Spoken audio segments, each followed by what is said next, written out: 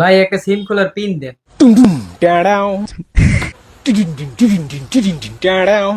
নেন।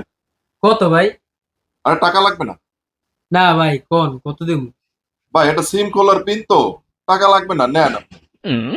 না ভাই কোন আপনি কত টাকা? আমি টাকা ছাড়া কোনো সময় মাল নেই না। আচ্ছা দেন, 2 টাকা দেন। এই নেন 2 টাকা। ভাই শুধু এইটাই, এটার সাথে কিছু ফ্রি নেই?